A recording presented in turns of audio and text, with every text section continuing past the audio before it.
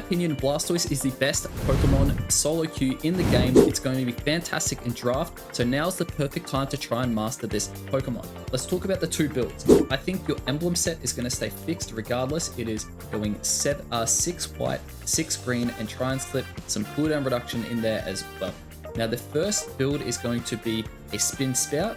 This is your item build. The battle item stays fixed for either build, right? You take this build to the top lane and you're trying to be a carry because it's important you hit level 13 when you're using Rapid Spin. You want to use your stacking specs to do additional damage output with the spoon, and the focus band will keep you alive. The other build is Surf and Pump. You're going to change up 2 items here.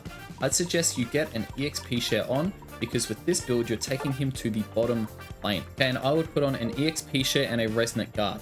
Now the caveat for top and bottom lane builds here is, if you are going the Spin Spout build, you cannot use this moveset against Buzzwole. So you can use Surf and Hydro Pump in the top lane, but I would not be running these items. I would be running the same items as before. It's just to counter the Buzzwole matchup. It's super important because if you Rapid Spin against Buzzwole, you're going to be losing every single game against a decent Buzzwole player. So let's talk about this Pokemon.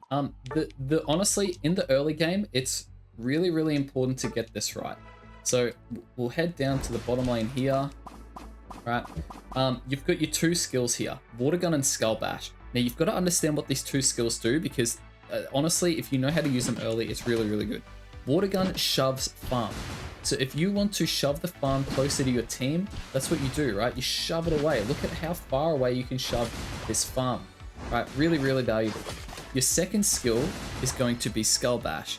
This skill is a great dash, and each time you hit an enemy, you are going to be stunning them, right? You can see each time I hit this Clefable, he is getting stunned, right? And you can also cancel any skills that they're in the middle of using with Skull Bash. So it's really nice. And Water Gun will shove them. It displaces enemies really well. Okay, if you are getting stacks in with this Pokemon and you're trying to get away, this is the combo I would suggest using if you are in big trouble. You can use your Skull Bash, and then in the middle of it, you can eject button. You can see how far you get with that, right? Skull Bash gets you there, eject button gets you there. If you use them in combination, you can go really far, right? Or even wait for the Skull Bash animation to start, and then you can go a little bit further, quicker. So use those in combination when you're trying to get out of a tricky situation. Okay, let's talk about the passive ability and the autos. The passive ability is very straightforward. When you get to below 50% health, you get an increased damage output. That's all it does. The autos, you can see each time you're hitting, it comes up in red. So the non-boosted autos are based off of physical attack, whereas the boosted autos are based off of special attack. Now, if I use one of these skills, you can see that every time I use a boosted, it reduces the cooldown of that skill. Right, and this applies for both of these skills here. Right, every time I use a boosted, it's reducing the cooldown by 1 second. Right, so this is why when you see people running Muscle Band and Rapid Fire Scarf on Blastoise, this is their reasoning behind that. So the first build I want to talk over is Hydro Pump and Surf. Now, Hydro Pump is like a better version of Water Gun. You are displacing the farm, and you're also stunning the enemies for a second. You can see the stars over the head of this test dummy every time you do that. And Surf also displaces farm quite a lot, and it also stuns enemies in that duration as well. Now with Surf, you see how you dash off, you can move your movement stick in a particular direction, and you will just do a quick dash in that direction. So if I want to go up, or if I want to go further forward, or if I want to go back towards my team, I can do anything like that. When you hit level 11, you get the enhanced version of this. Hydro Pump just does additional damage, right? Nothing fancy there, it just does extra damage. And then when you hit level 13, you get Surf Plus. This will give you a shield that lasts for 4 seconds when you hit an enemy with this skill. So there's heavy CCing that you can do with this. If I turn the cooldowns on here, you can go in with that Unite move, and then while they're stunned, you can Hydro Pump, and then you can continue to Surf, and they're pretty much stunned for that entire duration. And you're doing like 5,000 damage. So it's really annoying, especially at the Ray fight. If you get caught out by this and you are not a tank, you are definitely going to be at risk of dying very quickly. So if that Blastoise gets a hold of you, hits that Unite move, and then follows up with Hydro Pump and Surf, you are displaced, you're in a lot of trouble, and you're stunned for the entire time. So be very, very careful of this moveset with Blastoise. Do not get in its way too badly. One thing I forgot to mention with Surf is that you're unstoppable throughout the whole duration. So this is why people run Surf instead of Water Spout against Buzzwole players, right? Because when you're unstoppable, they're not going to be able to land their skills on you, right? So it's the counterplay into a Pokemon like Buzzwole in the top lane. That's why you'll see a lot of the top players doing that. The other moveset that I want to talk about here is Spin and Spout. Now, it's very, very important that you get to level 13 with this moveset. So I'll talk about Water Spout first. When you use Water Spout, you can see you're doing 6 ticks of damage, and each time you hit one of those ticks, it's going to be slowing the enemy down. Now, when you use Water Spout here, you can follow up with a Rapid Spin, and that Water Spout is on cooldown straight away again. If you hold down the Water Spout, the R button, while you're in that duration, you're going to be doing additional ticks of Water Spout damage. So if you want to get maximum damage output, you lay down that Water Spout, you go in with Rapid Spin, and then you just circle around and hit all of your Water Spout ticks onto the enemy. This will do a lot of damage. It doesn't do a lot of CCing, and the reason why you can't use this moveset into Buzzwole is because when you are in Rapid Spin, you've got hindrance resistance. This means that Buzzwole can still pick you up and smack you around, and if you get smacked around, like for example a Charizard Unite or a Smackdown, it cancels the Rapid Spin straight away. So you can manually cancel this. If you click it again, it'll cancel it. But if you get smacked down, for example, or Superpowered or Charizard United, it automatically cancels the Rapid Spin. So it's really, really bad because you want to stay in that Rapid Spin. So this is great going into CC, but if they can cancel that combo, then you want to make sure that you're being very, very mindful of that. The last thing with this move is I'm going to turn on my stats here, and you can see when you use a Rapid Spin, look at the defenses: 487 defense, 350 special defense. You go into Rapid Spin and it's almost double, right? So that's insane amount of it's an insane amount of sustain, right? You want to be very, very mindful of this, because if you're only level 12, right? Let me hit level 12 here, right? You're one level off, level 12, and you've got the same move set.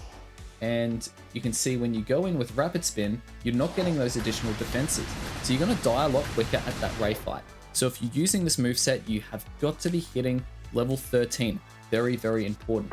Now, we'll talk about the Unite move for a moment here. The Unite move is really nice. You can use this in a combination with your eject button, right? You can move in a particular direction, right? And it takes a little while to set off, so it gives you time to eject there.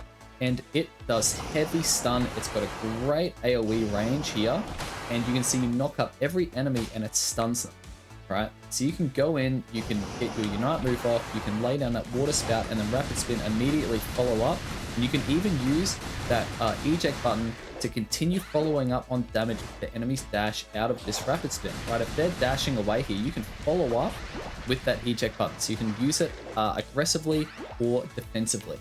Now, the last moveset I want to talk about, and it's probably the least common one, is Hydro Pump and Rapid Spin. Okay, now this works a little weirdly, and again, you still have to hit level 13 because that's how Rapid Spin works. You can see I'm going to turn cooldowns off here, right? You can go in with this Rapid Spin, it'll stun the enemy, and then you can go in with Water Spout, and you can actually hold your autos, and you can see this is doing auto tick damage here, right? If I use Rapid Spin and I don't hold down any of my autos, see, I'm only doing like a little bit of damage each time I tick the enemy there, right? But if you're using your autos during this, right, you can see you're doing a whole lot more damage, right? A whole lot more damage, right? You can see the non-boosteds and then the boosteds coming out there. What you can also do here is that Hydro Pump will go on cooldown. You go on with Rapid Spin, and you can use Hydro Pump once more, and it'll stun the enemy, right? And it's in a 360 direction, and it knocks the enemies around. So this is really nice. So if I go in here, I've got Rapid Hydro Pump, and then I can Hydro Pump again, and each time I'm using a boosted basic, it's actually reducing these cooldowns, right? So this is why a lot of people will run Rapid Fire Scarf and Muscle Band, because that's really what they're going for, right? Because they want to try and get these skills off as quickly as possible and just do auto attacks over and over and over again. Right, you can see how much damage is coming from just your autos. 8,000 damage in that combo right there. Whereas with Water Spout, it would be 0. So I just want to talk over the laning phase when you're using Blastoise. Now, when you take him to the top lane, generally this is you playing this carry role. Now, I'm a big advocate of not dying for stacks, so understand who you're playing against. This is an Azumarill and an Eldegoss. There's absolutely no way I'm going to get stacks in and get out alive. So just don't int for your stacks, guys, right? Understand your matchup. Now, I was actually trying to not take the farm off the Glaceon there, because that gives me 10 money, and now there's going to be a little bit trickier for me to stack. But don't grief it, right? You're going to get your stacks if you just play this laning phase properly. Your jungler comes up, that's a huge bonus, right? Now, at these bees here, I understand we've got our jungler. I'm looking to water gun the bees back towards our team to maximize our chances of securing this farm. And you can see I'm just storing a boosted, so the cooldown of these skills come back straight away, right? So I use that water gun there to shove it back, followed up with the skull bash to try and CC the enemies there. And we do end up getting quite a bit of that farm. Okay, we're in a 3v2 situation, so we can play aggressively, right? I go in, I try and get some stuns, I shove them away, and then that gives a little window to try and get your stack in, right? I'm fortunate enough to get some invincible frames there with the evolution, otherwise I definitely die.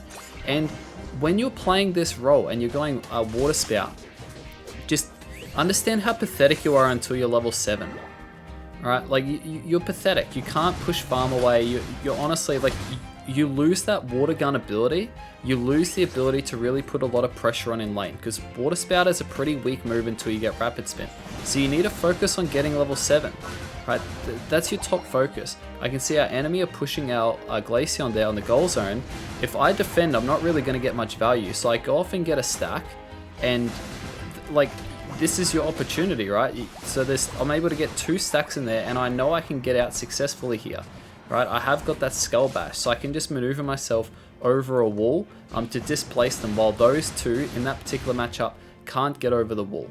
So we've played the first 2.5 minutes here, and it's been rather slow because honestly it's not a fun matchup to be stacking against. Azumarill 1v1 when you're that deep is going to kill you, and Eldegoss slows you down so you're there for longer. So just be mindful of these matchups, right? So I get some stacks in, and I'm ultimately just looking for level 7, right? That's what we're looking for here. And there's 2 enemies up in this top lane. So it would be silly of me to rotate down to leave our Masquerada in a 2v1, because there's still a lot of farm up in this top lane. And then fortunate enough, our team has actually won the bottom lane. Now I want to talk over the other build, which is taking him to the bottom lane. Now the most important part here is have a look at your team composition when you're in your draft or when you're in your menu, right?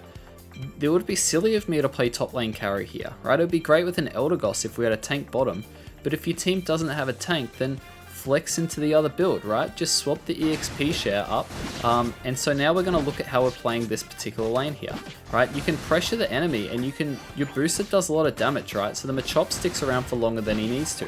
Push the farm back towards your side of the map, right? That's what we're looking to do here. And you can see you want to try and get those Skull Bash stuns. I was trying to stop the Clefable from going for the secure. Now, unfortunately, this is going to happen in some games, right? You can see my Glaceon runs off, right? Look at the time, it's 8 minutes 50, not even at the bees, right? So this is going to be frustrating, but ultimately you're just stuck to play with who you've got, right?